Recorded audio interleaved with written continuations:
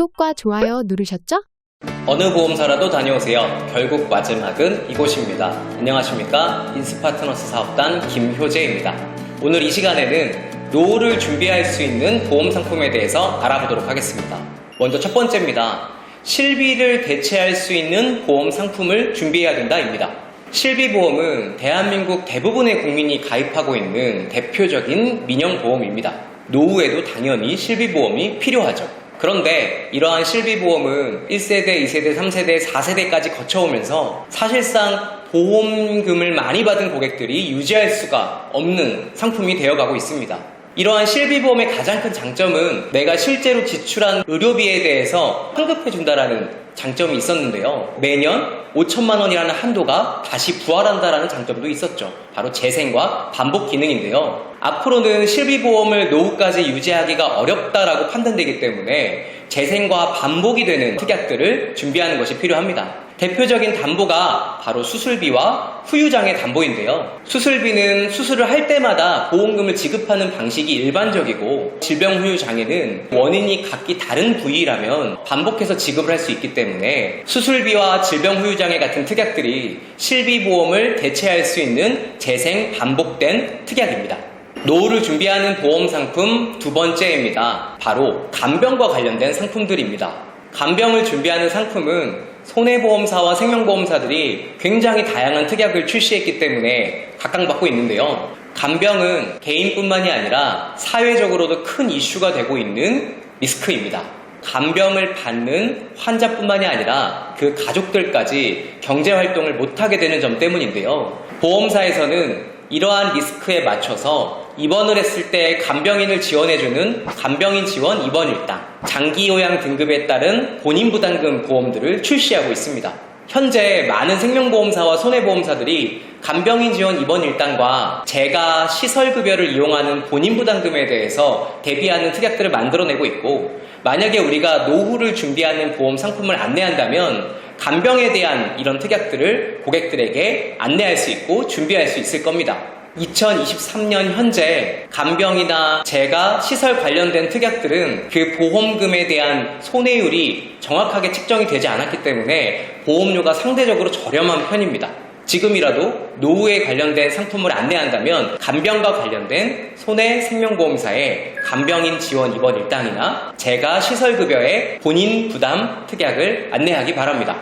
노후를 준비하는 보험 상품 세 번째는 노후하면 떠오르는 그 상품, 바로 연금입니다.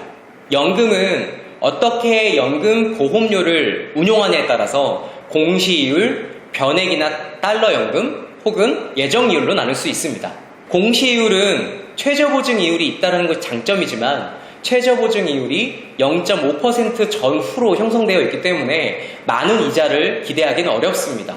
대신에 세액공제 기능처럼 직장인이나 개인사업자가 세액을 13.2에서 16.5%까지 환급받을 수 있다는 큰 장점도 있는 상품이죠. 만약에 고객이 매년 세액공제 혜택을 받으면서 노후에 납입한 원금에 대해서 약간의 이자만 받아도 괜찮다라고 한다면 공시이율 연금이 고객에게 좋은 노후 대비 수단의 상품이 될 것입니다. 변액과 달러 연금은 조금 다른 개념인데요. 변액을 대표적으로 설명한다면 내 원금을 일정 부분 해지 환급 과정에서 손실을 볼 수는 있지만 투자 수익이 괜찮다면 공시이율보다 훨씬 더 큰 연금액을 가져갈 수 있는 상품입니다. 이러한 변액연금은 사업비가 일반적인 공시이율보다 높다라는 단점이 있고, 중도에 해지했을 때 원하는 만큼의 연금액을 받을 수 없다라는 단점이 존재하고 있기 때문에 고객이 잘 판단해서 준비해야 되는 영역일 겁니다.